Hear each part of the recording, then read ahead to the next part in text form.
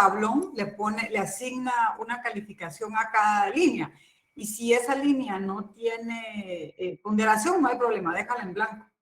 El documento está diseñado para 15 puntos. Es una ayuda porque la verdad es que el contenido es extenso. Entonces, ustedes se dan cuenta, más que un trabajo, es un cuestionario para que ustedes lean el documento que yo les envío y lean también la Constitución. Tienen una semana para trabajarlo, así que, pero si tienen alguna duda la podemos conversar antes de que se conecten los demás, o que les demos un chancecito. Sí, licenciado, solo que esa pregunta va entre las 15 que usted mandó para contestar. Por eso esa es mi duda. Qué raro, tal vez se tecleó mal entonces. Bueno, ustedes contesten la que les llegó, porque obvio en esa no vas a poder contestar nada. Y yo les subo ponderación a una. Van a tener chance que les regale un punto. Gracias, licenciada. Eric, dime. No, estaba celebrando que tenemos un punto ya ahí ganado. Que sí, que no hay preguntas, solo es un asterisco, entonces por ahí. Sí.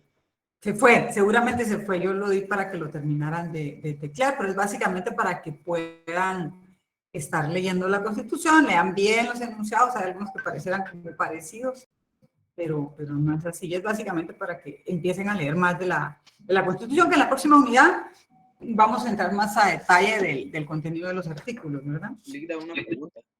Sí.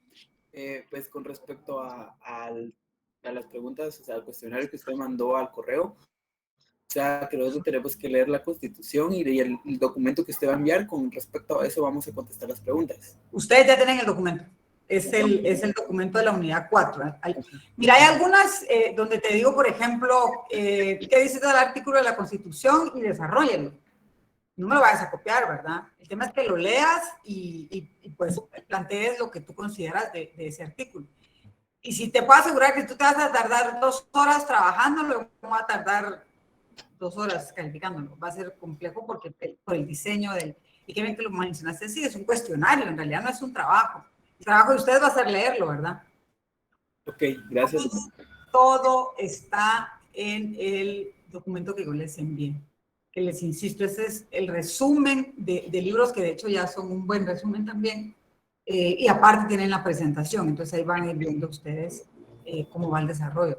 Yo si quieren un consejo, los documentos que yo les mando, guárdenlos, o si los pueden imprimir, yo porque soy de papel, va old school, pero guarden los documentos, les van a servir cuando les toque que sustentar su examen privado, van a ver, para siempre estar repasando derecho constitucional, ¿verdad? ¿Alguna otra duda? No está complicado.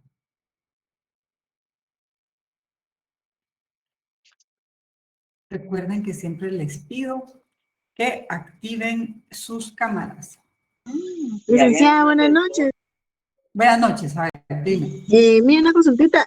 Como ahí dice, ¿verdad? Que hay que, en unos que yo leí que había que desarrollar el tema. A la hora de la escritura, pues obviamente en todos escribir diferente. ¿Usted va a revisar ese examen? ¿O ya clasificamos uno lo que no va a decir? No, por supuesto que yo lo reviso. Sabes, el diseño de la plataforma es muy amigable para el catedrático cuando lo hace de selección múltiple o lo hace de preguntas que ya están precalificadas, digamos, porque tú le dices a la plataforma cuál es la respuesta y automáticamente te lo califica.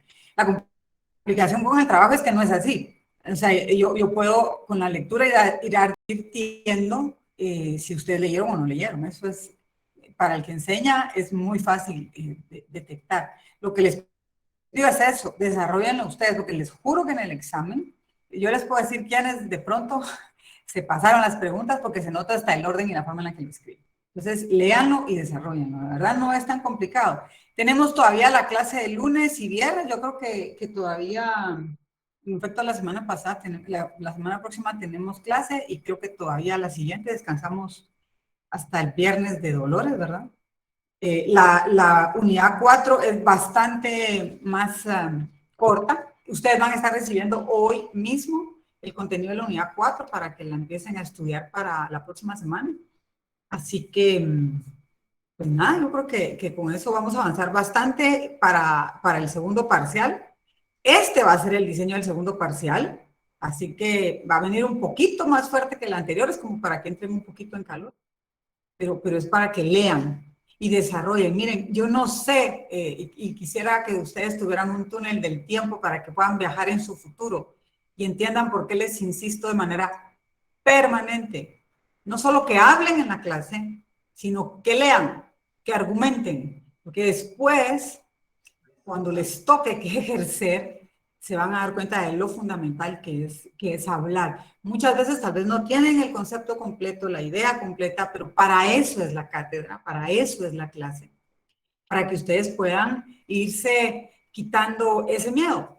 Yo en una oportunidad un alumno me perdió un examen privado y me decía, licenciada, ¿y qué voy a hacer? ¿Cómo le voy a decir a mi mamá y a mi papá que perdí el examen? Y yo, imagínate tú saliendo de una audiencia y diciéndole a tu cliente, perdón, perdí el caso porque no sabía qué decir. En la cátedra nosotros todavía tenemos el chance de que si no lo entendemos, lo desarrollamos entre todos, lo conversamos. Yo, obviamente, no tengo la capacidad de saberlo todo. Puedo buscar las dudas que ustedes tengan para poder irlas estudiando y apoyarlos en la clase. Pero en el ejercicio de la profesión ya no, ahí no hay chance. Si ustedes están en una audiencia, la oportunidad es la audiencia. Si ustedes tienen que evacuar un memorial, la oportunidad es presentando el escrito y lo mejor que pueden hacer es aprovechar estos años de universidad para desarrollar esa capacidad argumentativa y de diálogo, de conversación. Así que en lo que todos se conectan, vamos a ver si ahora sí nos funciona el poder proyectarles.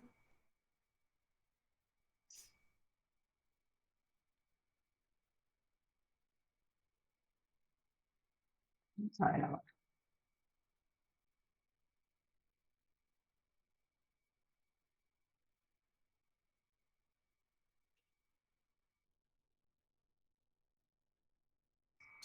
Por favor, me avisan si ahora que les proyecte este video lo logran escuchar a tiempo para pararlo, ¿verdad?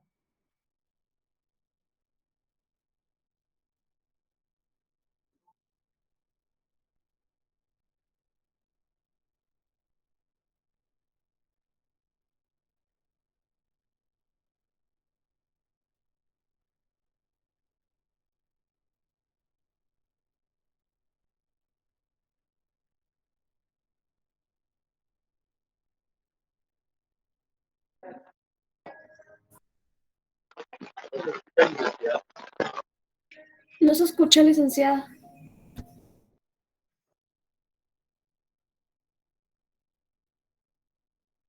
¿No lo escuchan? No, Claro,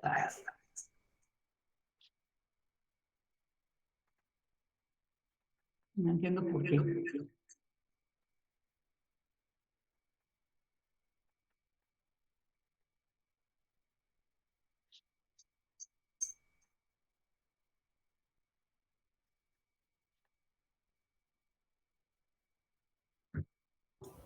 ¿Cómo se va a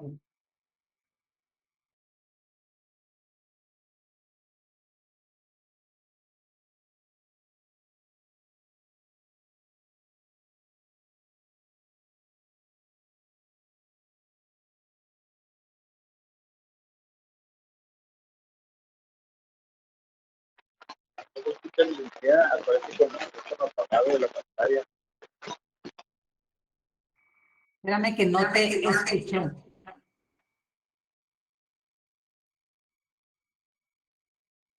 Tú decías en la pantalla. Está activa.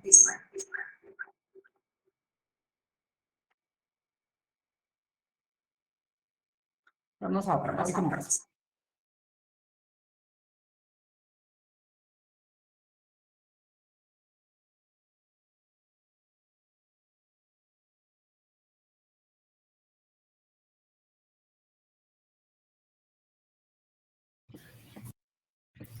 Lick, yo creo que es porque usted está silenciada. Ok, vamos a ver ahora. Ujú.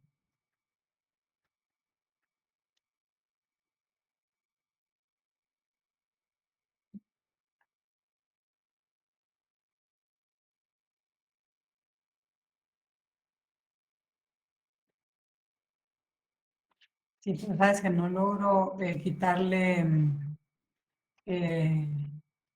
tienes toda la razón, aparezco en la otra pantalla donde está la presentación, pero no le logro quitarle silencio, entonces vamos a tener que seguir porque no le logro quitar esta parte. Entonces, no, nos vamos a quedar para que en la próxima veamos el video. Licenciada, buenas Sí. noches, disculpe.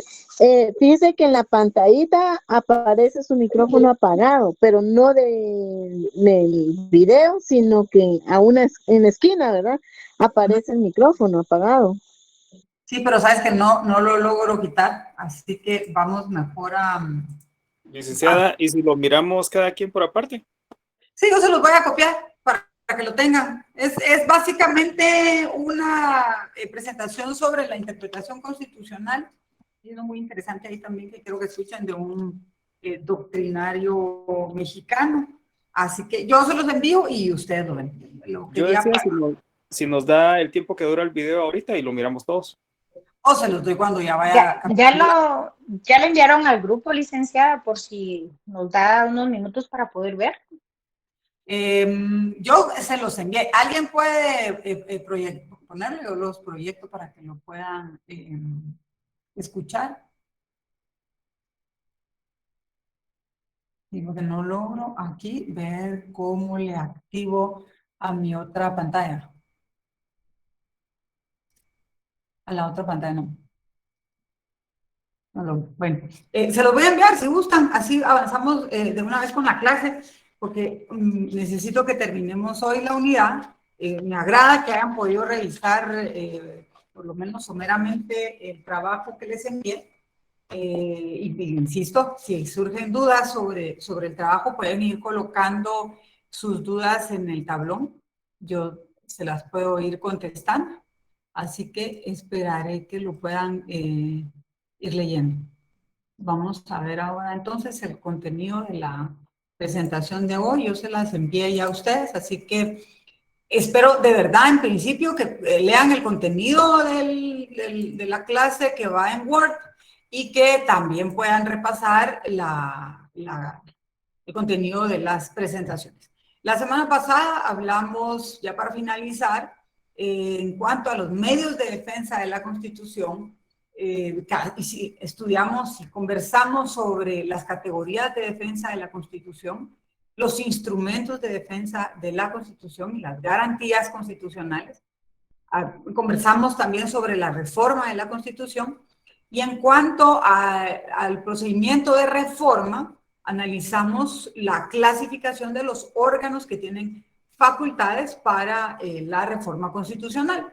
Entre ellos, la Asamblea Nacional Constituyente, cuál es la naturaleza jurídica de la Asamblea, cómo se conforma, cómo se hace su convocatoria, de qué se trata su convocatoria, cuáles son los artículos que puede reformar la Asamblea Nacional Constituyente. Recuerden que acá, porque todo esto lo tenemos que ir concatenando, ¿verdad? En el estudio que hacemos de los elementos que están en la Constitución y de lo que también señala la doctrina.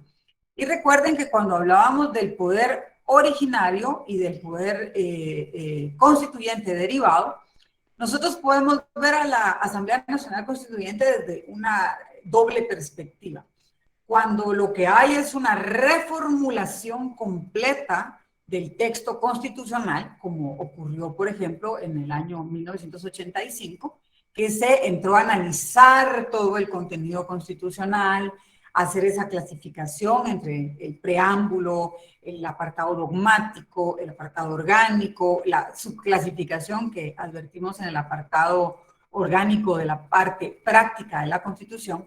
Pero, ¿por qué me retrotraigo un poco ahora para hablar de los poderes constituyentes y en este poder constituyente derivado? Porque acá sí vemos que el producto de la Asamblea Nacional Constituyente fue efecto de una convocatoria en donde se les dijo, señores constituyentes a la Asamblea Nacional, ustedes tienen que hacer un texto completo. O sea, ustedes tienen que entregarle al pueblo de Guatemala que está en el ejercicio de la soberanía, delegándoles a ustedes esta facultad para hacer el texto magno, no carta magna, el texto magno, entonces ustedes no lo entregan al pueblo. Ellos hicieron el texto completo. Ahora, cuando vemos a la Asamblea Nacional Constituyente como un poder constituyente derivado, vemos que ellos mismos, y cuando digo a ellos mismos me refiero a los diputados a la Asamblea Nacional Constituyente, dejaron dentro del diseño de la Constitución un apartado en donde decía, estos artículos, si se van a modificar, solo lo puede hacer un órgano de la misma categoría que nosotros, es decir, otra Asamblea Nacional Constituyente. Pero no van a reformar todo el texto, ¿verdad? Ellos tienen competencia o tienen facultades para reformar el apartado dogmático de la Constitución, y en este caso en particular, ya en función de lo que señala la Constitución Política, van a hacerlo de conformidad con el decreto de convocatoria que va a emitir el Congreso de la República de Guatemala, entrando a conocer básicamente los artículos que ese decreto señala. Entonces, para mí es importante que ustedes adviertan esa diferencia, ¿verdad? Porque si hoy por hoy se diera una convocatoria a Asamblea Nacional Constituyente, pues el mandato, por lo mismo que está señalado en la Constitución, pues no sería directamente para entregar un cuerpo completo, sino en todo caso se les tendría que señalar. Ojo que tenemos que estar muy contextualizados en la situación de la cual derivaría esta convocatoria, ¿verdad? Pero en los intentos que han habido desde la promulgación de la Constitución de 1985 y su entrada en vigencia, pues esto se ha dado básicamente para artículos específicos, ¿verdad? El texto constitucional sigue siendo el mismo desde su entrada en vigencia en 1986. Conversamos también como un órgano facultado para la reforma constitucional de la competencia del Congreso de la República de Guatemala, que se refiere básicamente al apartado orgánico de la Constitución. Ellos no pueden entrar a analizar el apartado dogmático constitucional, los derechos fundamentales y derechos humanos de los ciudadanos, sino básicamente la estructura del Estado y de los órganos y los regímenes, régimen de fiscalización, régimen de control. Esos son los artículos que podría entrar a conocer el Congreso de la República a través de una reforma. Tienen que contar con un voto de más de las 2/3 partes del total de los diputados al Congreso de la República. Y como acá, obviamente, al legislador no se le dieron atribuciones en el momento de votar por ellos y de ellos asumir este mandato como dignatarios ante el Congreso de la República, esas reformas tienen que ser ratificadas por el pueblo. ¿Por qué lo que señala, por qué lo que conoce y dispone la Asamblea Nacional Constituyente no tiene que pasar por este proceso de referéndum? Porque nosotros votamos para que ellos lo vean. Es a la inversa. Primero los elegimos y les decimos, aquí estamos refrendando lo que ustedes van a hacer, porque para eso los estamos eligiendo, para que ustedes específicamente entren a conocer estos artículos. Mientras que si vemos las competencias que tiene el Congreso de la República, la fórmula se invierte. Yo le elegí a usted para que legisle norma ordinaria, no para que modifique la Constitución. Así que si usted la quiere modificar, primero tiene que tener 2/3 partes, tiene que hacer un estudio de lo que usted va a plantear para reforma y antes de que esto entre en vigencia, tiene que tener el voto afirmativo de nosotros a través de un referendo, a través de una consulta popular. Entonces siempre vamos a tener ese juego de participación del pueblo a través del ejercicio soberano en el sufragio, porque, ojo, en las dos oportunidades votamos. En una por la elección de los magistrados que van a participar en la asamblea y en la otra vamos a votar diciendo sí o no a la reforma que plantea el Congreso de la República de Guatemala. Esos son los dos órganos facultados, porque el tercero, y discutir sobre los artículos pétreos, pues en realidad eso no es un mecanismo de reforma. La Constitución tiene para mí, en esta parte, un mecanismo de protección en donde nos dice, bueno, estos artículos ni la Asamblea ni el Congreso de la República, aún y con referendo del pueblo, pueden ser reformados. Entonces, espero que esta parte esté desarrollada. Si tienen alguna duda de esto último que vimos en la clase anterior, pues me levantan la mano y la podemos ir conversando. Hay un apartado en la Constitución Política y que algunos tratadistas le dan el nombre de crisis constitucional. Yo respeto el planteamiento de la doctrina, se los he dicho en las últimas clases. Para mí no hablamos de una crisis constitucional, sino todo lo contrario. Estamos hablando de un mecanismo de defensa ciudadana, eso es desde mi punto de vista, y además de un mecanismo de defensa de los principios, garantías y derechos que están contenidos en la norma constitucional. ¿Y a qué nos referimos con los estados de excepción? Les tengo que poner cómo le llama la doctrina, porque al final van a haber textos, si ustedes consultan, que van a planteárselos así, como una crisis constitucional. Insisto, no son para mí esos, son estados de excepción, como precisamente le denomina la ley de la materia, que es el decreto número 7 de la Asamblea Nacional Constituyente, que es la ley de orden público. Recuerden que ustedes tienen que tener todas estas normas de rango constitucional, la ley de amparo, exhibición personal y de constitucionalidad, que ya algo conversamos de ella, y la ley de orden público. Para la clase de hoy nos vamos a tratar de circunscribir básicamente a esto. Ustedes lo acaban de vivir y vamos a tratar de irlo desarrollando en función de esta experiencia, no solo nacional, seríamos etnocentristas si nos quedamos hablando solo de la experiencia guatemalteca. Esta fue una experiencia mundial. Y van a tener este referente cercano, que es lo que ocurrió con pandemia. Así que necesito que todos estén posicionados en el capítulo 4 de la Constitución, en el título 2, específicamente en el artículo 138. ¿Quién me lee cómo se llama el capítulo 4 del título 2 de la Constitución Política de la República?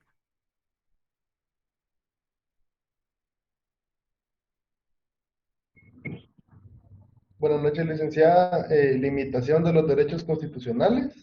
Entonces, fíjense, pues, si alguien les pregunta ahí en un privado o en una clase sobre la crisis constitucional, tú ya tienes que tu catedrática te dijo, no, se llaman estados de excepción, porque así les dice la ley de orden público, pero puedes decirle, aunque la Constitución les denomina como limitación a los derechos constitucionales. En ningún lugar dice crisis. Lo que ocurre es que se desarrollan en una ley específica, que es la ley de orden público.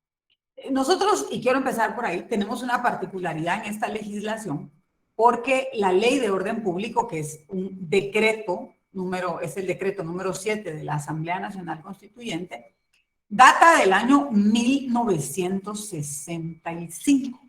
Es decir, de la Asamblea Nacional Constituyente que promulgó la Constitución de 1965.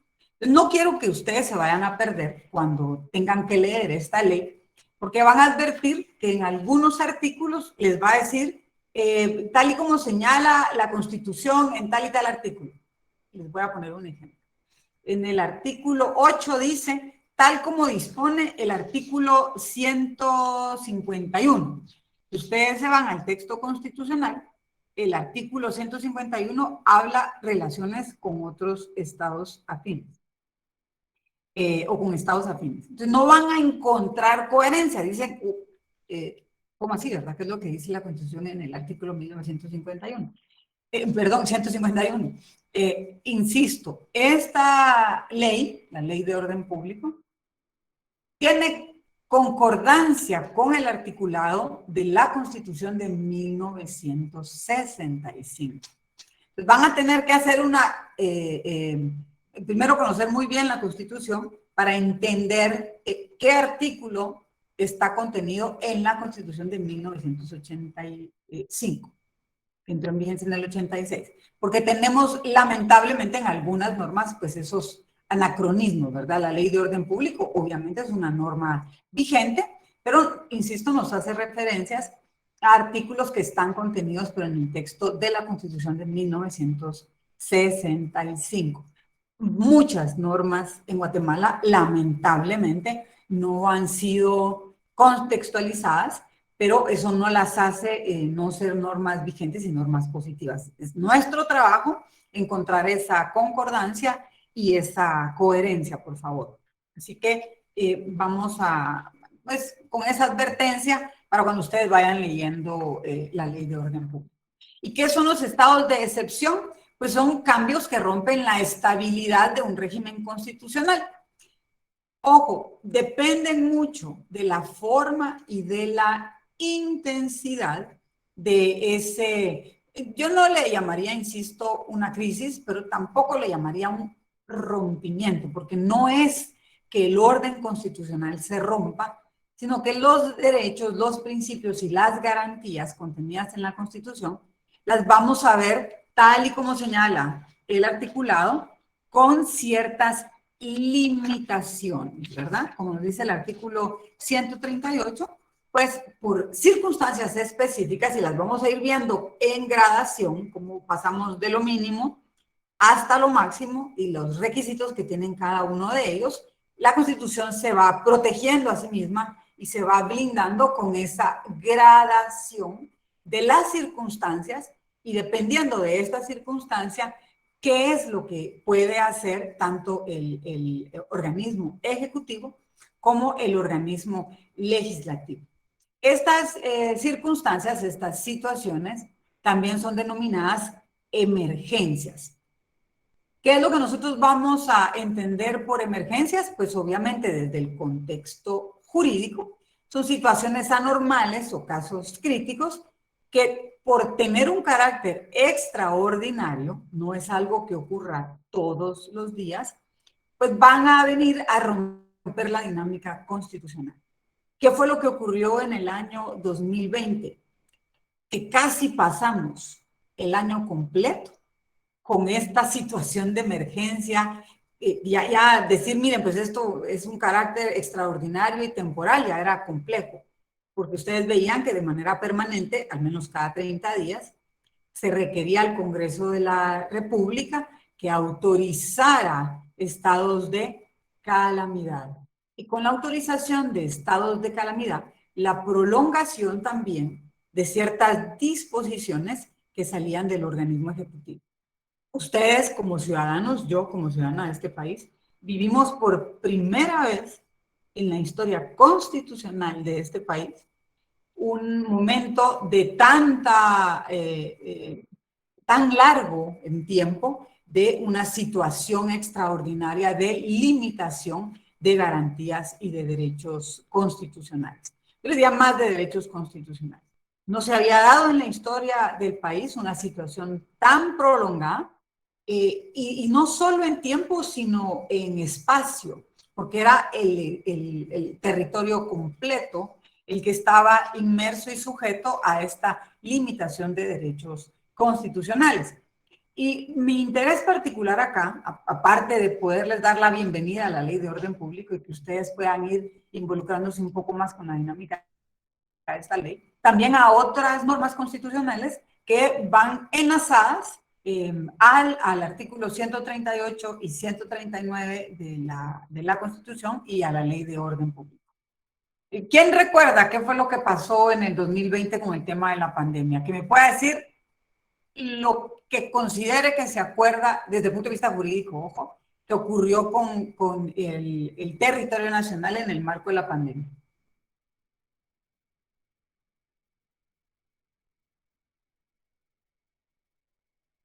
No se peleen por hablar, por favor. ¿Se sufrió un estado de calamidad, licenciada? ¿Toque de queda, licenciada? Ok, apunten todo lo que están diciendo. 1, estado de calamidad. 2, toque de queda. Solo que te voy a corregir ahí. Toque de queda se le llama así al ciudadano común y corriente. Para los que estudiamos derecho, esto se llama restricción de la locomoción y limitación del derecho de circulación. Licenciada, buenas noches. ¿Sí, Roberto? También hubo contención del gasto público. Sí, Roberto, solo una observación. La contención del gasto público no lo vas a ver como una limitación a un derecho constitucional. La contención del gasto... Sí, perfecto. Y lo que estás diciendo es bien interesante, porque la contención del gasto es algo que lo puede hacer o sea, es una actividad normal que el Estado puede hacer sin necesidad, por eso quiero hacer esa observación, no nos vamos a confundir, de limitar derechos constitucionales. ¿Ok? ¿Alguien más? ¿Mariano? También el uso de mascarilla. También uso obligatorio de mascarilla, ¿verdad? Vamos a ir haciendo una clasificación, porque también, Mariano, lo que tú estás diciendo, te pregunto ahora. Cuando tú sales a la calle, ¿usas mascarilla? ¿Hoy? Sí. Ok. Hoy por hoy, ¿estamos en algún estado de excepción? Pues ahorita ya no llama mucho la atención la policía, ¿verdad? Por ese tipo de cosas, pero Pero no antes sí, estamos ¿verdad? en un estado de excepción, Mariano, ni Nelson. Hoy por hoy no hay ningún estado de excepción decretado por el Congreso de la República. Yo los quiero ir, y me encantan sus intervenciones porque así vamos discutiendo las dudas. Yo los tengo que ir jalando a ustedes al redil de las limitaciones de los derechos constitucionales. Hoy por hoy, lo que nosotros vivimos son disposiciones del ente rector de la materia de salud, que es el Ministerio de Salud Pública. Entonces, el Ministerio de Salud Pública, como organismo del Ejecutivo, rector de la salud pública, nos dice, señores, si ustedes quieren salir de su casa, como tenemos una situación de pandemia a nivel mundial, solo lo pueden hacer si utilizan mascarilla. Es más, si no la utilizan, los pueden detener y no detener para llevarlos conducidos hacia un órgano jurisdiccional, pero sí les pueden tomar sus datos y en virtud del Código de Salud y procedimientos específicos que tiene el Ministerio de Salud, iniciarles un procedimiento administrativo. Dime, Alan. Buenas noches, licenciada. Mire, yo tengo entendido que para que la policía pueda, darle una multa, podríamos decirle, por violar la salud de todos los ciudadanos, tendría que tener también un papel que el Ministerio de Salud debería de proporcionarles. Pero tengo entendido que ese papel no no lo tiene la policía. Por esa razón no pueden multar. Así es, Alan. No. Y es que de hecho la policía per se, a ti no te puede multar. Empecemos por ahí. Cuando estuvimos inmersos todos los guatemaltecos, me corrijo, cuando estuvimos inmersos todos los habitantes, porque a eso estaban nacionales y extranjeros, no solo los guatemaltecos, los nacionales y los extranjeros que habitan en este país, cuando estuvimos inmersos en un estado de excepción, utilicemos la regla general, porque los estados que señala la Ley de Orden Público los podemos englobar con ese nombre, estados de excepción. ¿Por qué? Porque son momentos excepcionales en el periodo específico en los que privan. Nosotros podíamos advertir dos momentos específicos en el día. Hasta antes del, y utilicemos el nombre que mencionaba un compañero, hasta antes del toque de queda, en donde si tú salías a la calle sin mascarilla, lo que estabas cometiendo era únicamente una infracción a ordenanzas del Ministerio de Salud.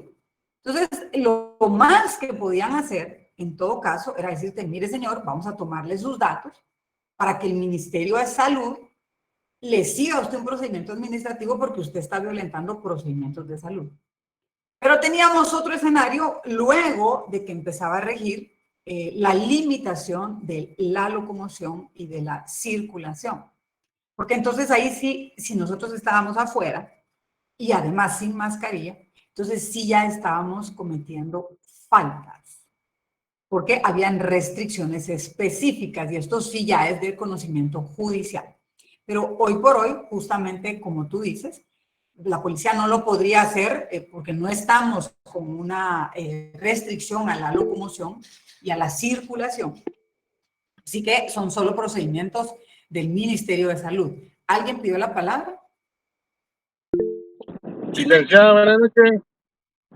Derecho de manifestación Y de reunión también fue uno de los que nos vetaron. Así es. Fíjate que yo te diría, Melvin, y ojo, pues lo vamos a ir viendo paso a paso y ustedes van a ir viendo el porqué de esto, ¿verdad?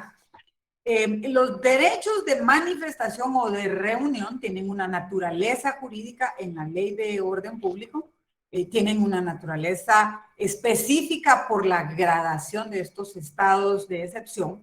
Y en el caso particular de la pandemia, que vamos a un estado de calamidad, se refirió a la necesidad de la no concentración de personas, no por tu derecho de manifestar, sino en la ponderación que se hace de tus derechos es, yo necesito primero proteger tu salud. Entonces, en esa evaluación es, perdón, pero es que si usted fuera a manifestar, pero con esto no se contagiara, no había ningún problema. Pero lo que se buscaba era básicamente el que las personas no se contagiaran. Recuerden ustedes que las disposiciones eran 1,5 metros, bueno, siguen siendo, ¿verdad? Pero en ese momento el establecimiento era 1,5 metros, 2 metros, ¿cuál era? El espacio prudente, las disposiciones sobre el uso de la mascarilla, el lavado de manos, etcétera, etcétera. Pero en efecto eso formó parte de todas estas restricciones. Vamos a entrar un poquito más de lleno a lo que dice la Ley de Orden Público y la norma constitucional para poderles desarrollar mejor qué fue lo que ocurrió en este periodo. La doctrina lo que nos dice con este tema de la crisis constitucional, insisto, los estados de excepción o limitaciones a los derechos constitucionales, es que en efecto es un acto complejo, formalmente legislativo, no olviden esto, formalmente legislativo, pero materialmente ejecutivo, en donde se hace cesar, pero de forma temporal, el goce de ciertos derechos o garantías. Algunos, ¿verdad? Y va a depender mucho de qué estado de excepción es el que se va a decretar. Un primer punto. Cada vez que el organismo ejecutivo emite una disposición en el ámbito de su competencia, lo hace a través de acuerdos. Son acuerdos gubernativos, en el caso que los emita el presidente de la República, y son acuerdos ministeriales cuando los emite solamente el ministro. Ustedes van a ver una serie de disposiciones que rigen para la cartera específica y las emite el ministro con el refrendo, ya sea del viceministro específico o de su secretario, y obviamente de quien da fe de la firma del ministro, que será el secretario. Pero hay disposiciones que por el rango y por su nivel de vinculación las va a firmar el presidente de la República con el ministro de la cartera. Nunca, pero aquí quiero ser enfática, nunca van a haber un acuerdo del Ejecutivo firmado únicamente por el presidente. Todos los acuerdos del organismo ejecutivo van obligadamente firmados por un ministro. 1, 2 o 3, dependiendo de cuántos tienen competencia en el asunto por el cual se está firmando este acuerdo. Y en los casos específicos que va a señalar la norma, tiene que ser en Consejo de Ministros, que allí están reunidos no solo los ministros, sino también el presidente y el vicepresidente.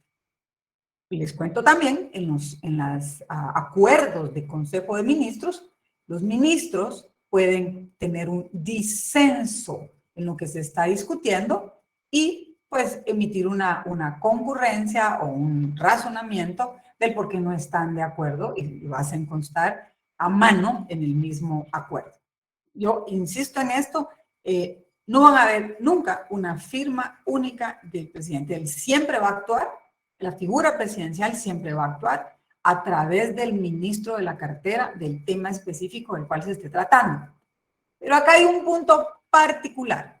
¿Por qué les dije pongamos énfasis en este texto que les dice es formalmente legislativo y materialmente ejecutivo?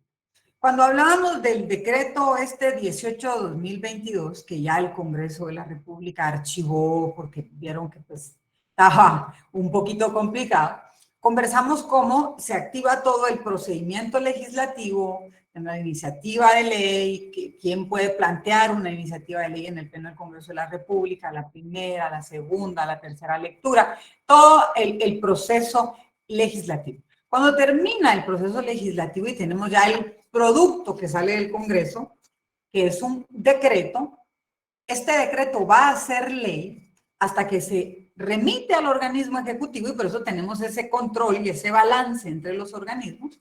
Al llegar al organismo ejecutivo, el ejecutivo hace una evaluación, obviamente no al nivel que hace el Congreso, y decide firmarlo, sancionarlo, que ese es el proceso de sanción, la firma, y con esto pasarlo a publicación. Cuando entra en vigencia ese decreto y se convierte en ley, cuando es publicado, y hay publicaciones que les dirán, entra en vigencia y un día inmediatamente después de su publicación, o algunos les dirán, entra en vigencia 3 meses después de su publicación, 2 semanas después de su publicación. Ahí vamos a encontrar nosotros en qué momento ese decreto ya es ley, y es ley vigente y de cumplimiento obligatorio. Ese sería el procedimiento normal. Con los decretos, y ojo, se llama decreto, es de los poquísimos actos del organismo ejecutivo que no se hacen en un acuerdo, sino que lo que se emite es un decreto y se llama decreto gubernativo. Saben que a veces es complicado esto. Yo recuerdo cuando se emitió el primer decreto gubernativo de calamidad, porque en esa época yo trabajaba para el organismo ejecutivo. Algún colega me llamó y me dijo, le pusiste decreto. Lo que hace el presidente se llama acuerdo, y no es así. Por disposición de la ley, el documento que emite el organismo ejecutivo cuando decreta un estado de excepción se llama decreto gubernativo. ¿Y qué es lo interesante? Yo quiero partir de ahí, que aquí invertimos el procedimiento, porque quien emite el decreto es el Ejecutivo y lo envía al Congreso para que sea el Congreso el que diga si está de acuerdo o no. ¿Vieron cómo invertimos el proceso para hacer una norma? En el normal, el que hace la norma es el Congreso y lo manda al Ejecutivo para que lo sancione y lo publique. Pero acá estamos viendo a un Ejecutivo que por disposiciones específicas, pero muy específicas, que están contenidas en el artículo 138 y 139 de la Constitución y en el decreto número 7 de la Asamblea Nacional Constituyente de 1965, puede en Consejo de Ministros, ese decreto siempre se emite en Consejo de Ministros. Hace primero él la norma y luego la manda para su aprobación al Congreso de la República. Entonces, ¿qué es lo particular que tienen los estados de excepción? Estas limitaciones a los derechos constitucionales. Es un acto complejo, porque va a venir de varias circunstancias. En principio, van a advertir a ustedes, al organismo ejecutivo, con necesidades puntuales, en algunos casos necesidades de salud, en algunos casos, los decretos los emite el Ejecutivo y los acuerdos del Ejecutivo. No necesariamente, ¿sabes, Emerson? Porque el Congreso de la República también emite acuerdos. Entonces, no quisiera meterlos a este nivel de análisis, porque vamos a meternos a muchas especificidades, pero el Congreso de la República no solo emite decretos, también emite acuerdos. Entonces vas a advertir decretos gubernativos, como en el caso de la Ley de Orden Público, que es excepcional, y también vas a ver acuerdos legislativos que va a emitir el Congreso.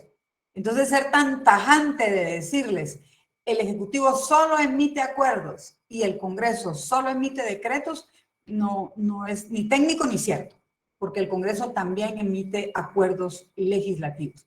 Y te pongo un ejemplo. El presupuesto de ingresos y egresos del Congreso se aprueba en un acuerdo. Ciertas designaciones a ciertos cargos públicos se emiten a través de acuerdos legislativos. Entonces no es tan tajante, ¿verdad? Acá, ¿qué es lo interesante?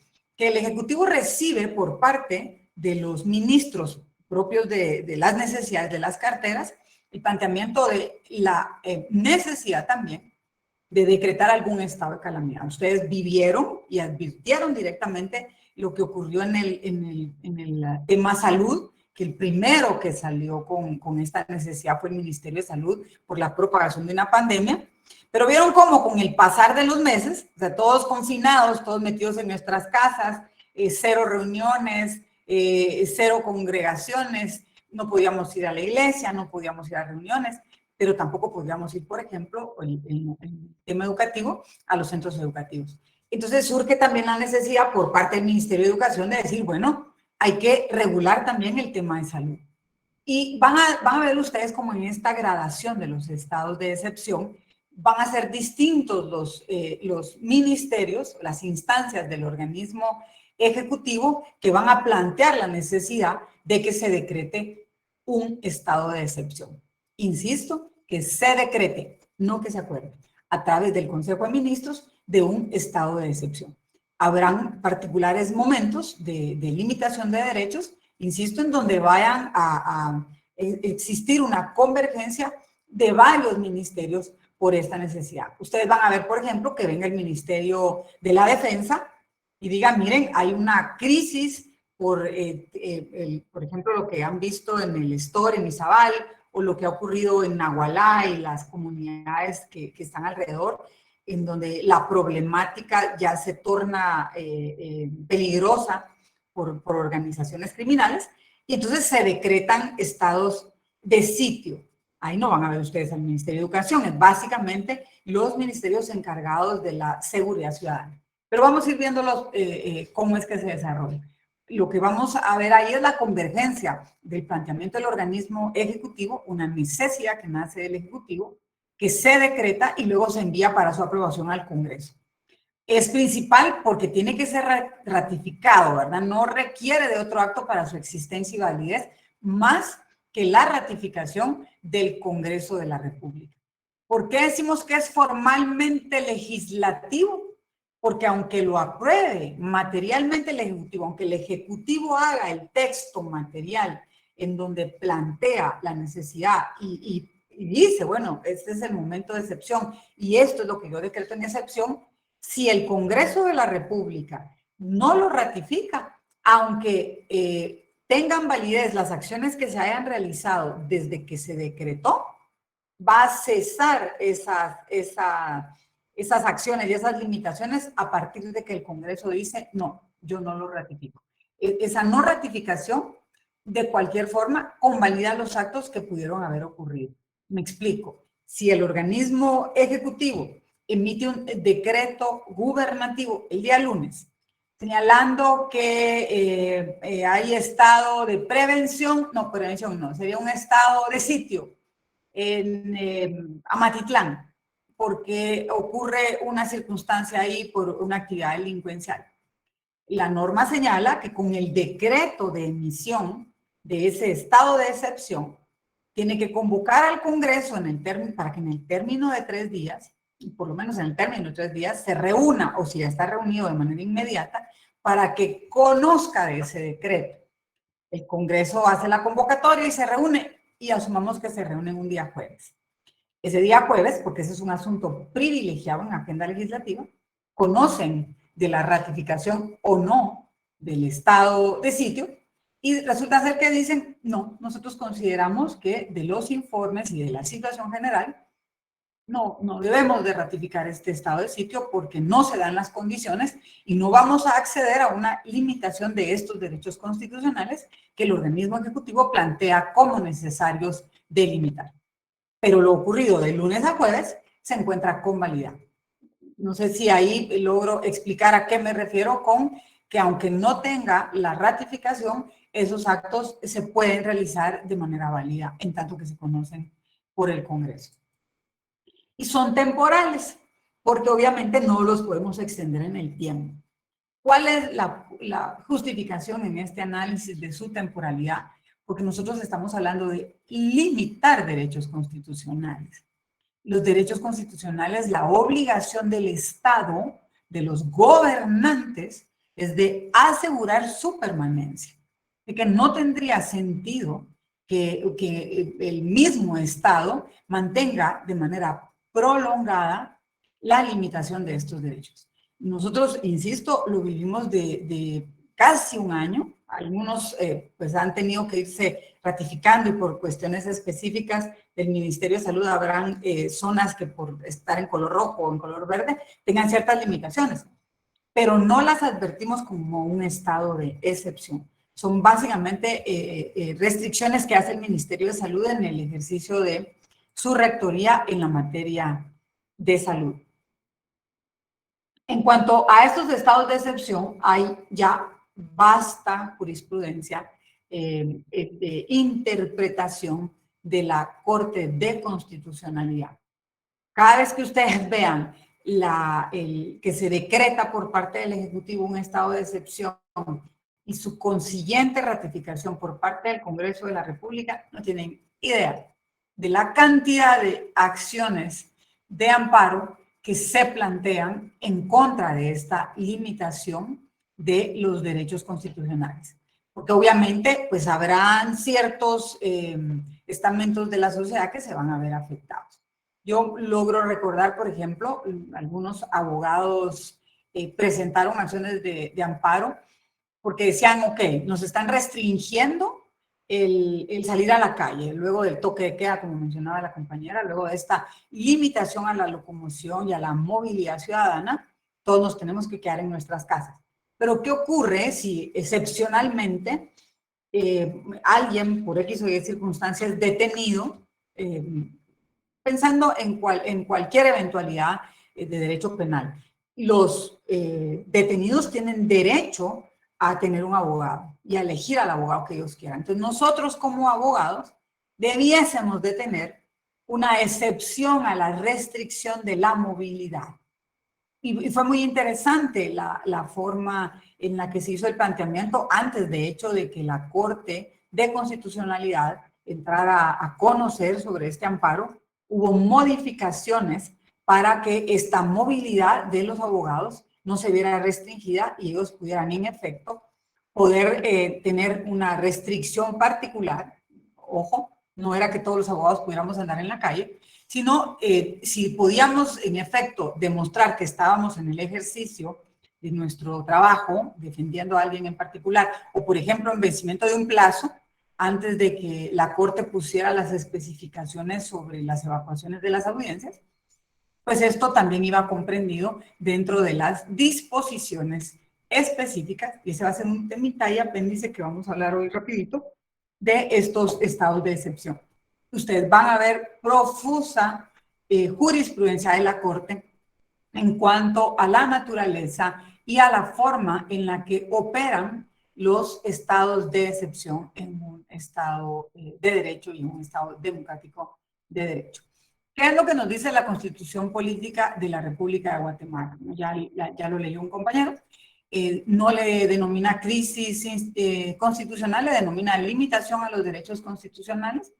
Y lo que advierte la Constitución en el párrafo tercero del artículo 136 es que vamos a tener esta limitación a los derechos constitucionales en casos como invasión del territorio nacional, perturbación grave de la paz, actividades contra la seguridad del Estado, calamidad pública, y la declaratoria la va a realizar el presidente de la República por medio de decreto autorizado en Consejo de Ministros. Eso lo van a encontrar en el capítulo 4 del título 2 de la Constitución Política de la República de Guatemala, específicamente en los artículos 138 y 139. Perdón, el artículo que señala la invasión, la perturbación, la seguridad y la calamidad es el artículo 139.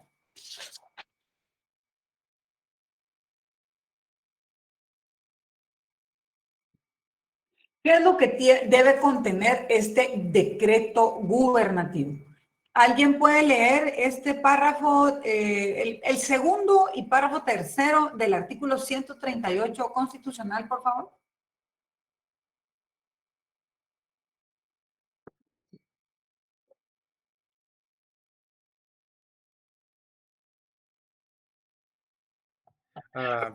Con gusto, licenciada. Al concurrir cualquiera de los casos que se indican en el párrafo anterior, el presidente de la República hará la declaratoria correspondiente por medio de decreto dictado en Consejo de Ministros y se aplicará las disposiciones de la Ley de Orden Público.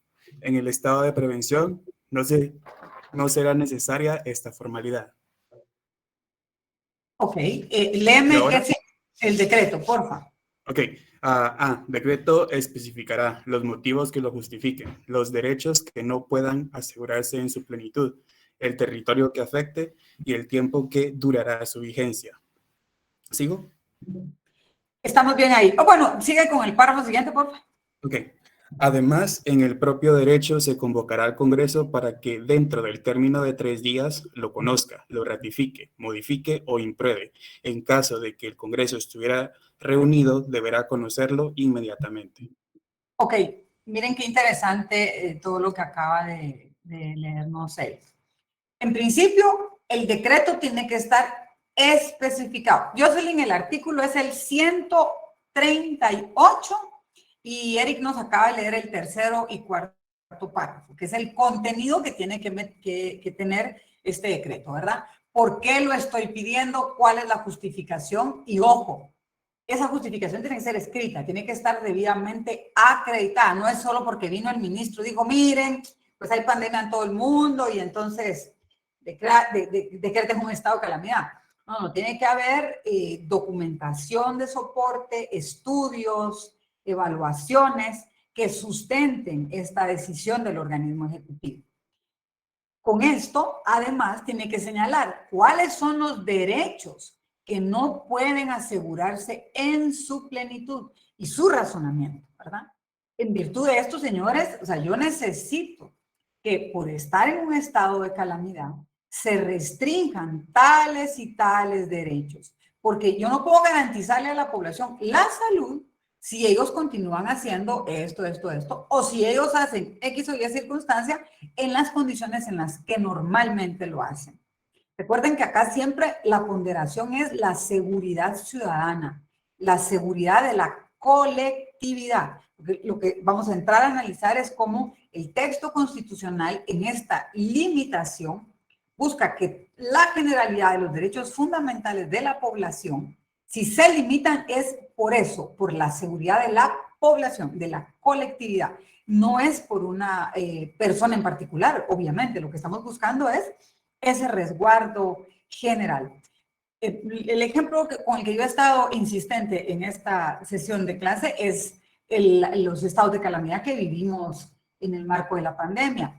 Pero hay muchos que podemos advertir en la historia de Guatemala, desde el régimen constitucional actual, por desastres naturales, por ejemplo. Cuando fue el terremoto en San Marcos, que no recuerdo específicamente la fecha, pero ha sido 2014, 2015, algo así.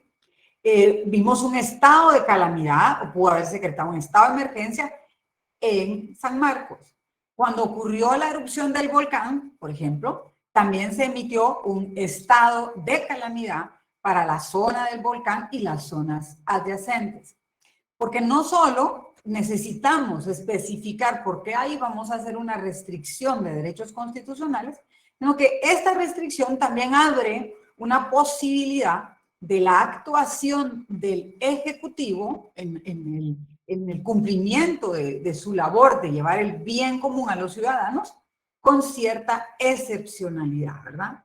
Adquisición de bienes, servicios, que obviamente son indispensables para poder resguardar a la población y alcanzar con eso el cumplimiento de las satisfacciones que tiene esta población que está sujeta a esta restricción.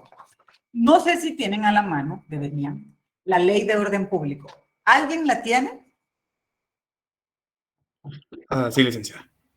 ¿Pueden leer el artículo 2 de la Ley de Orden Público?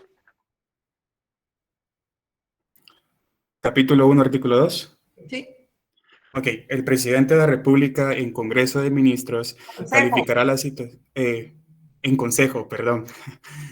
Voy a empezar. El presidente de la República en Consejo de Ministros calificará las situaciones previas en el artículo anterior y, según su naturaleza o gravedad, emitirá el decreto que corresponda a las especificaciones y en el grado a que respectivamente se refieren los artículos 151 y 153 de la Constitución de la República. Ok, Eric, gracias. No le pongan atención al 151 y 153 que dice el artículo 2 de la Ley de Orden Público, porque el 151 se refiere a las relaciones con estados afines y el 153 se refiere al imperio de la ley. Insisto, estos son artículos de la Constitución del 65, así que hay que irles buscando su integración y acá limitémonos a el 138 y 139 constitucional. Hagan ustedes ahí su enlace en el capítulo 4 del título 2 de la Constitución, decreto 7 de la Asamblea Nacional Constituyente de 1965, Ley de Orden Público. Aquí vuelve el tema que les hablé. Lo que emite el presidente es un decreto y este decreto lo emite en Consejo de Ministros. ¿Cuáles son las condiciones en las que debería de estar inmerso el país para que se emita un decreto de excepción? Invasión del territorio nacional, artículo 1 de la Ley de Orden Público, perturbación grave de la paz, calamidad pública o actividades contra la seguridad del Estado. Y lo que están viendo ahora en pantalla es el contenido que debe de tener este decreto. Es decir, qué territorio, miren lo particular que fue este de calamidad por, no fue yo creo que fueron más de 20 decretos, los que se requirieron para la calamidad de COVID. Entonces era a nivel nacional. Y el tiempo que dura la vigencia de este decreto. El tiempo es bien particular porque de conformidad con la Ley de Orden Público, ningún estado de excepción puede durar más de 30 días. Únicamente 30 días. Entonces, ¿qué es lo que ocurre? El Ejecutivo tendrá que pedir un nuevo estado o pedir una ampliación de ese plazo. ¿Sí? Una ratificación para continuar. ¿Por qué? Insistimos con lo mismo y yo sé que se nos aprende o por el análisis o por la machacada. Porque estamos limitando derechos constitucionales. Y esto no puede tener carácter permanente. La limitación de los derechos constitucionales debe de ser por un tiempo, el menor tiempo posible. Insisto, las condiciones para decretar un estado de excepción las van a encontrar en el artículo 1 y la forma en términos generales en el artículo 2 de la Ley de Orden Público. La Ley de Orden Público les va a dar a ustedes la gradación y ahora las vamos a ver. ¿Qué es lo que señala también este decreto? Además del motivo, los derechos, el territorio y el tiempo que va a durar, no puede ser menos de los 30 días también, debe de convocar al Congreso para que en el plazo de 3 días lo conozca, lo ratifique, puede modificarlo, ¿cómo? Pues restringiendo los plazos, no puede poner más de 30, pero sí puede ponerle menos, o en todo caso lo impruebe. Eso lo dice la Constitución Política de la República. Así que esas son las competencias que tendría el Congreso luego de que el Ejecutivo decrete un estado de excepción. Insisto, no puede exceder de 30 días. Vencidos los 30 días, pues se tendrá que pedir un nuevo estado de calamidad. ¿Cuáles son los estados de excepción que encontramos en la Ley de Orden Público, que es la ley específica para darle cumplimiento a lo señalado en la Constitución Política en los artículos 138 y 139? Pues el primero que encontramos es el estado de prevención.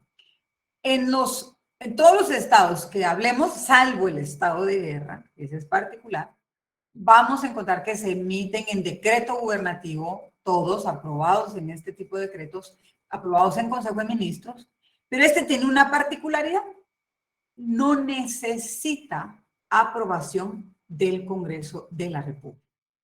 Limita a la mitad el tiempo constitucional, solo puede darse por 15 días, y lo regula la Ley de Orden Público en el artículo 8.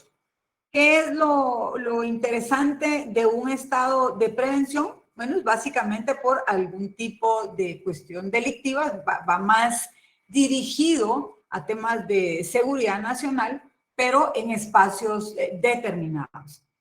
Ustedes van a ver, no vamos a leerlo porque si no, olvídense, nos pasamos la clase entera leyendo la Ley de Orden Público, pero van a encontrar en el artículo 8 de la Ley de Orden Público cuáles son las medidas que el organismo ejecutivo puede decretar como parte de la limitación de los derechos constitucionales.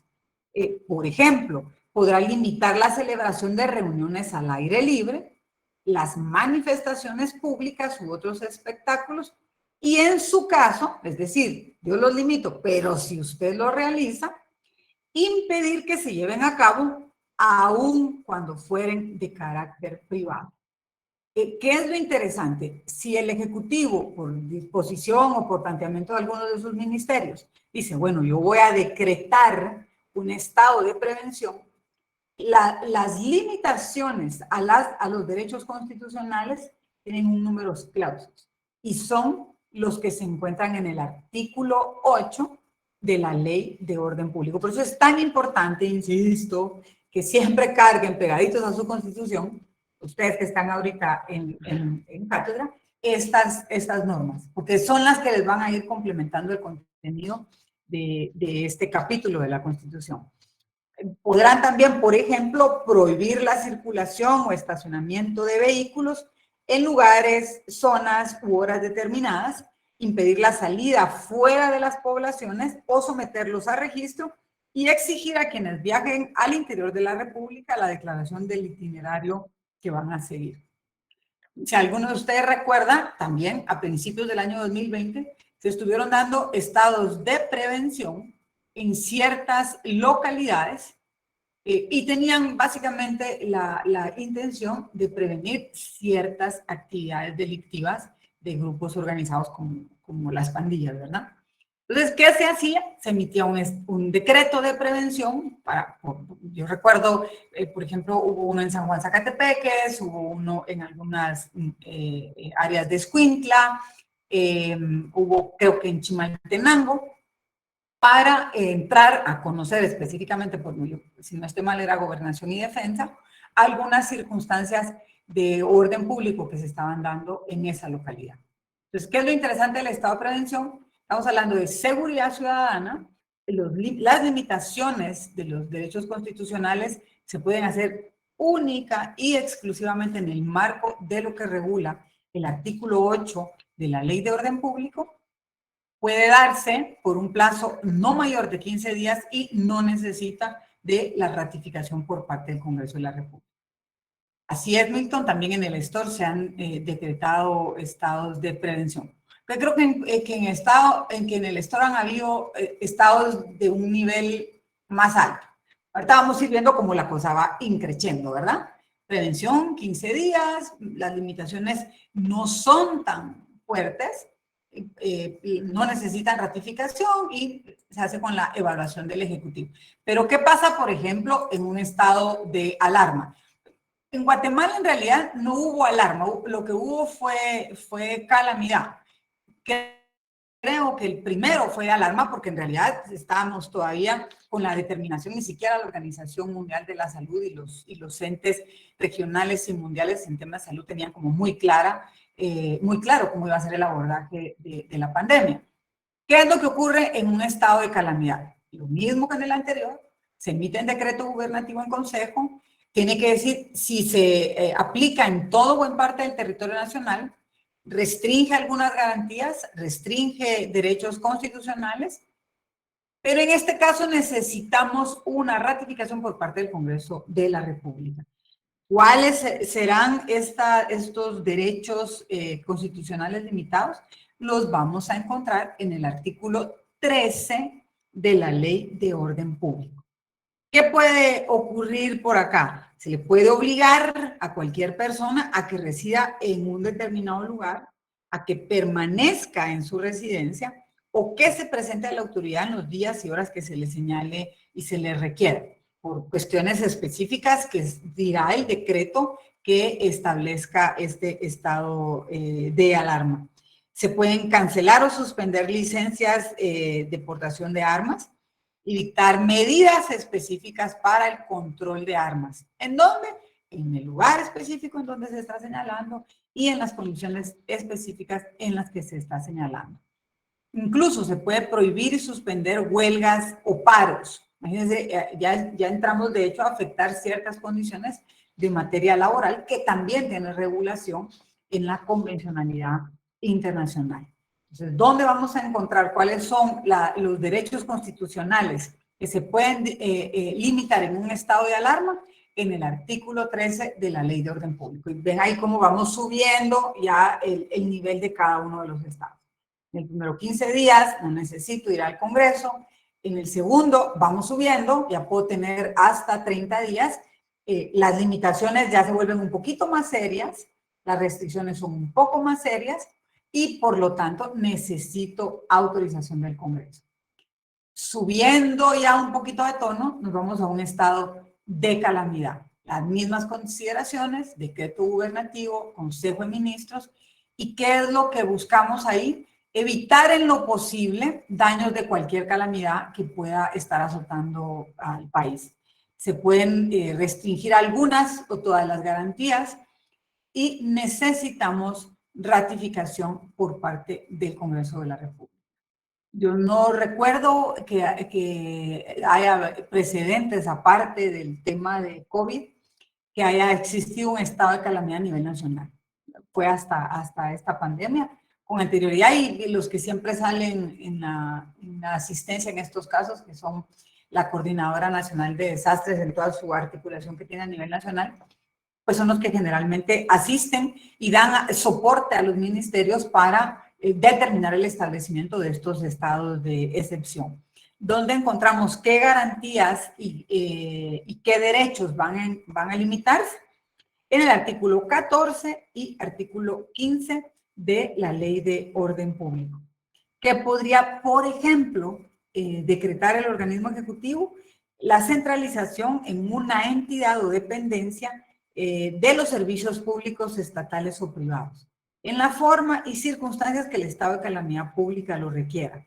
Cuando se trate de servicios que presten entidades de carácter internacional, se procederá de acuerdo con los convenios que se tengan. Así, si tenemos un estado de calamidad en donde necesitamos que la concentración de todos los esfuerzos del Ejecutivo estén, como ocurrió en la pandemia, en el Ministerio de Salud, pues de esa forma se emite en el decreto que señala las excepciones.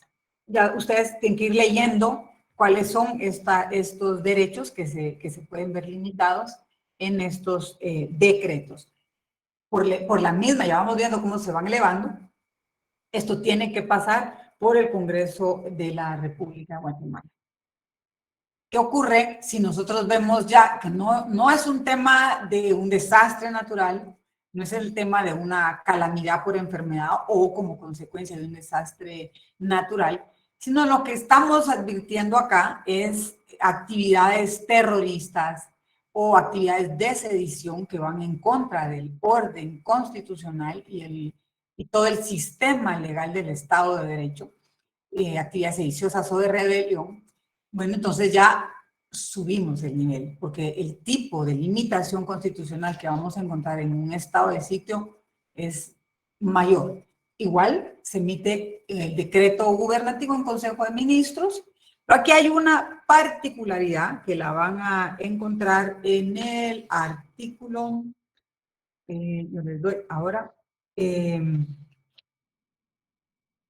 el artículo 16 y 17, en el 17 dice, durante el estado de sitio, el presidente de la República ejercerá el gobierno en su calidad de comandante general del ejército, pero a través del ministro de la Defensa.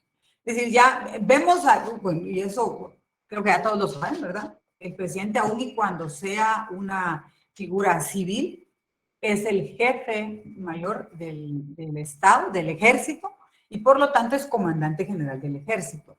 Entonces, aquí, como lo que estamos viendo son básicamente actividades de índole militar por actividades en contra del Estado, que pueden ser terroristas, sediciosas o de algún tipo de rebelión, obviamente lo que más se necesita es de personas con conocimiento en este tipo de circunstancias, que no necesariamente las va a tener un civil, las va a tener el ejército, o al menos así lo señala el precepto legal. Entonces, esta función de presidencia se ejerce como comandante general del ejército, pero a través del Ministerio de la Defensa. Ustedes van a encontrar ahí en el artículo 16, 17 y 18 cuáles son las condiciones particulares que tienen estos estados de sitio, y en el artículo 19 cómo son aplicables ciertas medidas de los estados de calamidad y de alarma y las específicas para este tipo de excepciones, que obviamente aquí ya estamos hablando de otro nivel. ¿Por qué? Porque, por ejemplo, no necesitan en un estado de sitio una orden judicial o un mandamiento o apremio judicial para la detención de personas, siempre y cuando que la persona sea sospechosa de conspirar contra el gobierno, de alterar el orden público o de ejecutar o propiciar acciones tendientes a esta destrucción, o de personas que pertenezcan o hayan pertenecido a organizaciones o grupos que están en estos eventos terroristas o de rebelión. Nosotros hemos visto, y hice el comentario hace un rato que me pusieron el stop, yo recuerdo que en el stop y en el área de Nahualá lo que se han decretado son, en efecto, estados de sitio. Tal vez no los tenemos mucho en nuestro imaginario o en nuestro recuerdo, porque no son a nivel de la capital, no son a nivel de país. Pero en estas localidades, por considerarse que son actividades terroristas, por eso es que lo que se decreta es un estado de sitio. Y ustedes van a ver cómo los límites territoriales de estos municipios en donde se decreta el estado de sitio, una fuerte presencia de las Fuerzas Armadas. Igual, 30 días necesita ratificación del Congreso. ¿Por qué les digo que esto va increciendo? Por el tipo de derechos constitucionales que se van restringiendo en cada uno de estos estados de excepción. Y el último, que sería el más complejo, yo no he visto ninguno de estos, no les tendría referentes para poder conversarlo, al menos publicados, que es la declaratoria de estado de guerra. En si no lo puede hacer el organismo ejecutivo, lo decreta el Congreso de la República, sí a requerimiento del Ejecutivo, pero no puede salir ya como una disposición por parte de este ente. Es directamente ante el Congreso de la República y es básicamente cuando se toman en cuenta los intereses nacionales y lo que pueda estar ocurriendo a nivel internacional. Aquí es muy interesante porque cuando nosotros tenemos una declaratoria de guerra, en cualquier país del mundo, se activa además el derecho internacional público y todas las normas atingentes al tema de guerra, ¿verdad? De ahí hay una serie de convencionalidad que todos los estados pues están llamados en esta orquesta internacional a respetar. Es particular este estado de excepción por las condiciones específicas que tendrían que darse, ¿verdad? Así que esos son básicamente los 5 estados de excepción que se encuentran contemplados en la Ley de Orden Público. No los van a ver de manera taxativa en el 138 y 139, porque de hecho el primer párrafo del artículo 139 le señala todo lo relativo a esta materia se regula en la Ley Constitucional de Orden Público. Esto lo podemos calificar como una norma específica y en este caso una norma de rango constitucional por haberla emitido la Asamblea Nacional Constituyente. Este mismo artículo, el 139, le señala que la Ley de Orden Público no afectará el funcionamiento de los organismos de Estado. Estos tienen que seguir funcionando y sus miembros gozarán siempre de las inmunidades y prerrogativas que les reconoce la ley. tampoco afectará el funcionamiento de los partidos políticos. Y les detalla ahí que serán el de prevención, el de alarma, el de calamidad pública, el de sitio y el de guerra. ¿Por qué? Porque son los que estaban ya desde la emisión de esta ley en el año 1965. Ahora bien, no quiero que nos perdamos con esta compaginación del texto constitucional. Sin perderse, para los que tienen ahí la Constitución, el 138 y el 139, quiero que alguien lea el artículo 183, por favor, en la literal F.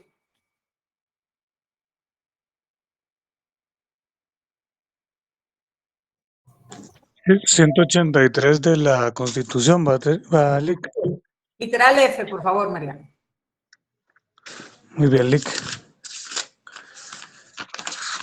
Ahorita, muy bien. Literal F, Lic. Dictar las disposiciones que sean necesarias en los casos de emergencia grave o calamidad pública, debiendo dar cuenta al Congreso en sus sesiones inmediatas. Mira, y de una vez léete el literal L. Literal L. Ahorita le digo.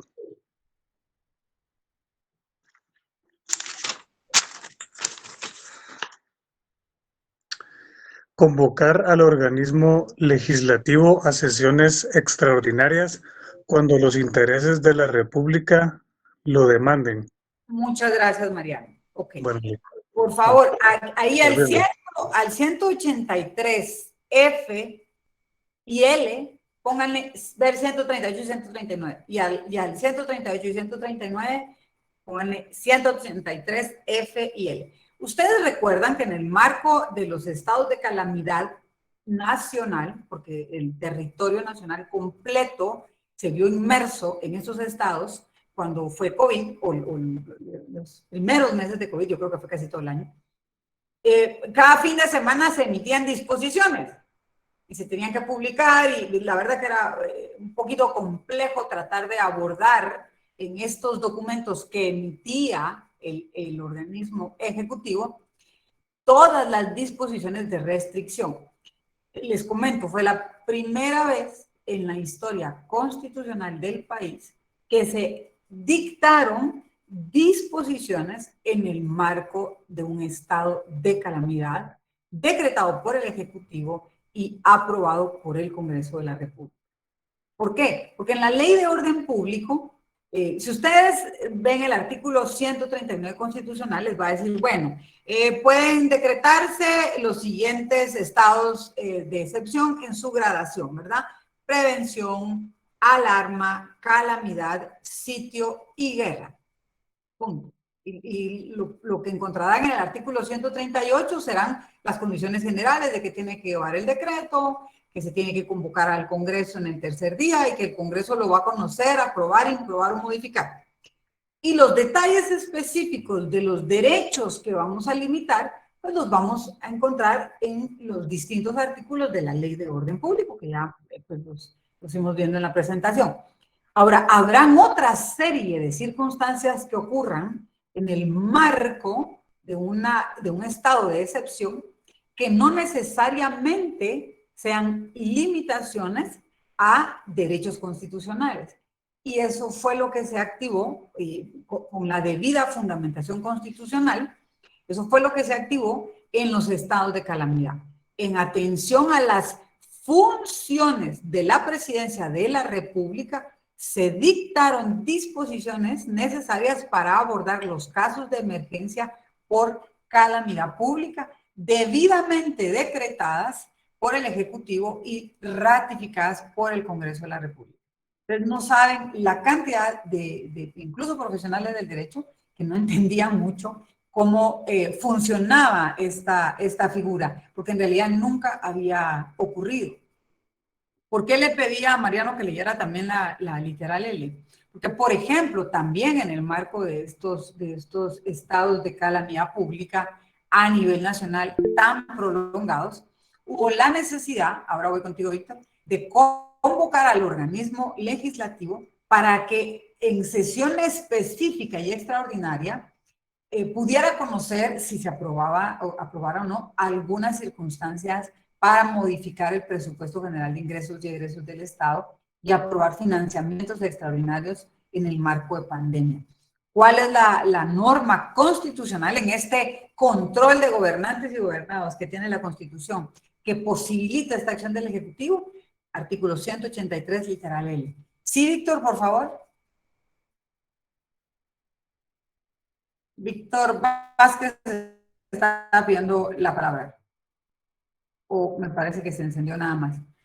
Bueno, esto es muy particular, insisto, porque no se había utilizado, no se conocía un referente en nuestra historia constitucional de este tipo de disposiciones en el marco de un estado de calamidad, ni de una convocatoria específica por una situación extraordinaria que estuviera sufriendo el país. Poder terminar con esta unidad, pues nos falta la correlación de la normativa internacional, que desde la primera clase, creo yo les dije, es importante que tengan a la mano la Carta de las Naciones Unidas, la Declaración Universal de los Derechos Humanos, el Pacto Internacional de los Derechos Civiles y Políticos y la Convención Americana sobre Derechos Humanos. Como ya son las 8:30, vamos a terminar con esta parte de la clase y empezar, la siguiente unidad es bastante más corta. Vamos a empezar con esa unidad el lunes. Así que si pueden tener estos instrumentos de derecho internacional, yo se los rogaría. Y también la Convención de Viena, porque a partir de ahí pues vamos a desarrollar esta vinculación que tiene la Constitución con los convenios internacionales. No sé si alguien tiene alguna pregunta. Alguien me está pidiendo un código para abrir el cuestionario. No sé, el cuestionario está cargado ya en el Classroom. Solo que estés tratando de ingresar con un correo que no sea el de la universidad, pero no... Buenas noches. ¿Sí, Scarlett? Buenas noches, licenciada. Fíjense que creo que a todos nos está dando el problema porque cuando usted mandó el documento a las 5:49 yo lo abrí y me permitió ver las preguntas. Ajá. Pero luego viene el chat de la sección que un compañero o compañera, no sé, puso que no podía abrir el documento. Entonces yo me metí otra vez y ya no me dejó. Y al parecer a todos no les está dejando, a todos nos piden una solicitud y lo abrí con el mismo correo que la primera vez. Claro, porque seguimos absolutamente todas las indicaciones de la facultad. Voy a tratar de cargarlo entonces ahora al terminar la clase y me ponen ahí sus comentarios, por favor, porque si no lo pueden cargar, yo lo voy a enviar mañana a informática, igual fue el problema con el examen, para que ellos puedan revisarlo, ¿ok? Nos pide mandar una solicitud con un permiso. Muy bien, licenciada, estaremos pendientes a lo que usted encuentre. No se preocupen, porque si me tardo un día más, ese día más se les va a correr de fecha de entrega, no se preocupen. Gracias, licenciada. Muy bien, muchas gracias. Feliz noche, licenciada. Gracias, Lic. Pase feliz noche, feliz fin de semana. Feliz noche. Gracias, licenciada. Gracias, licenciada. Feliz noche, Lic, se me cuida.